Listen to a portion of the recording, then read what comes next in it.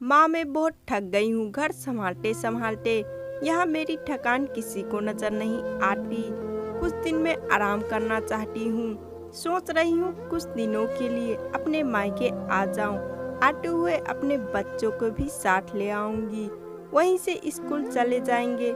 आखिर एक ही शहर में ससुराल और मायका होने का कुछ तो फायदा मिले।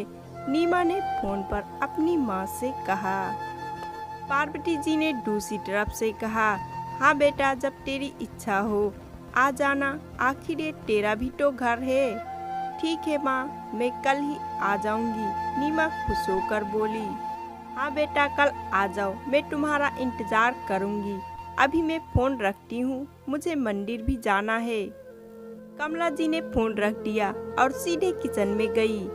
किचन में खाना बना रही बहू से बोली, अरे अनूपा सुनो, कल तुम्हारी ननद आ रही है। आज बाजार जाकर फल सब्जी और मिठाई लेकर आना। बेचारी मेरी बेटी ससुराल में नौकरानी की तरह काम करती है और उस पर कोई ध्यान नहीं देता। यहाँ आएगी, कुछ दिन रहेगी तो उसका मन और तबीयत अच्छे रहेंगे। सास के मुंह से ऐसी बातें सुनकर अनूपा का चेहरा उतर गया। वो मन ही मन सोचने लगी, काश आपको मेरी थकावट भी नजर आती। मैं भी दिन रात झाड़ू पोछा, बर्तन, खाना बनाना, मार्केट जाना और हर एक काम करती हूँ जिससे हमारे परिवार वालों को कोई दिक्कत ना हो। काश आप मुझ पर भी ध्यान दे पाती। आपकी बेटी तो जब मन में आता है तब यहाँ आ जाती है, लेकिन मैं साल में एक ही बार अपनी माँ के पास जाती हूँ, तब भी आपको प्रॉब्लम होती है। मैं भी इंसान हूँ, मेरा भी मन है, मुझे भी लगता है। अपने माँ के पास जाकर थोड़ा आराम कर, सुख दुख की दो चार बातें कर, अपना मन हल्का कर। भगवान अब तुम ही कुछ करो ताकि मेरी सास की आंखें खुले और उसे मेरी थकावट भी नजर आए। शाम तक भगवान ने जैसे अनूपा की सुन ली और उसकी ननद का फोन आया। ननद ने अपनी माँ से कहा कि उसकी सास ने उसे मायके आने के लिए मना कर दिया है, इसलिए इस बार वो नहीं आ सकती। पार्वती जी बोली, ऐसे कैसे मना कर दिया? पहले तो कभी वो तुम्हें आने के लिए नहीं रोकती थी, इस बार भला क्या हो गया? लाओ मेरी बात करवाओ, उन्हें मैं समझाती हूँ। नीमा ने फोन अपनी सास के पास दिया। पार्वती जी ने कहा, नमस्कार समधन जी, आपसे कुछ कहना था। समधन जी ने कहा, कहिए। दरअसल नीमा कल त्योहार है, इसलिए अपने मायके आना चाहती है। अगर आप उसे भेज दे तो अच्छा रहेगा। नीमा की सास ने कहा, देखिए समधन जी, आपकी बेटी मायके जाकर रहे, इस बात के लिए हमने उसे कभी नहीं रोका और इस बात से हमें कोई प्रॉब्लम भी नहीं है। कुछ दिन पहले मैं अपने रिश्तेदार के शादी में गई थी। वहाँ आपकी बहू अनूपा की माता जी से मिलने का मौका मिला।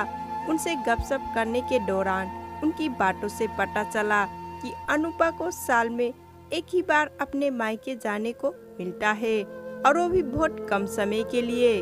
मुझे लगता है आपको पहले अनूपा को उसके मायके भेज देना चाहिए और वो जब मायके होकर आ जाए तो मैं नीमा को आपके पास भेज दूंगी। एक बहुत जरूरी बात जो मुझे लगता है आपको समझ लेनी चाहिए कि आपको अपनी बहू को भी बेटी की तरह या बेटी से भी ज्यादा प्यार देना चाहिए। उसे भी मायके जाने की इच्छा होती होगी। हो सकता है नीमा के वहाँ आ जाने से उसकी अवहेलना करने के लिए आपको उसे उसके मायके नहीं भेजती होंगी, या फिर वो आपसे कुछ कहने से अभी डरती हो।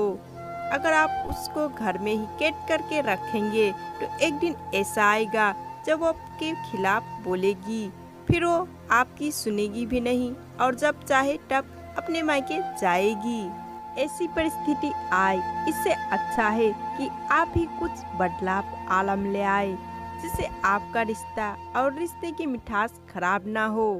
पार्वती को अपने समधन के हर एक शब्द में सच्चाई नजर आई। उन्हें महसूस हुआ कि उन्होंने अपनी बेटी के प्यार में अंधा होकर कभी भी अपनी बहू के मन का विचार नहीं किया। उन्होंने हमेशा ही अपनी बेटी को अपने बहू से ऊपर रखा। दूसरी तरफ नीमा भी अपनी भाभी के बारे में हो रही इस बातचीत को सुन रही थी। उसने भी रियलाइज किया कि वो कभी भी अपनी भाभी के साथ ठीक से बात नहीं करती और जब जब वो अपने मायके जाती है तो भाभी थोड़ी उदास रहती है।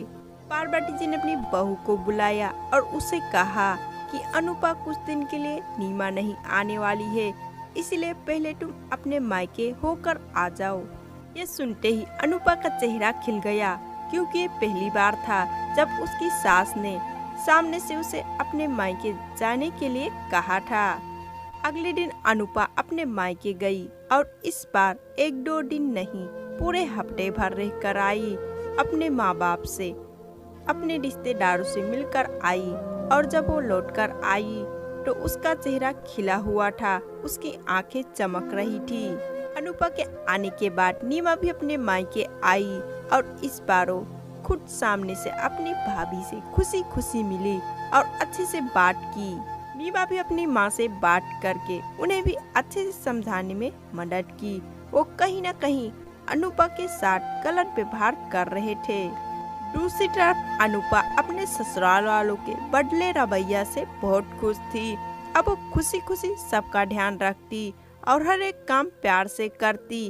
कोई भी ऐसी बात या काम ना करती जिससे घर में तनाव का माहौल पैदा हो। पार्वती जी अपनी बहू को खुद से ही समय समय पर मायके भेज दिया करती। एक छोटी सी बदलाव ने सास बहू और भाभी ननद के बीच कड़वाहट को दूर कर दिया और रिश्ते को और भी ज्यादा मीठा और मजबूत कर दिया। तो दोस्तों, ये कहानी आपको कैसा लगा? अगर थोड़ा सा भी पसंद है तो एक लाइक तो बनता है और ऐसे ही कहानी के लिए हमारे चैनल को सब्सक्राइब जरूर करना।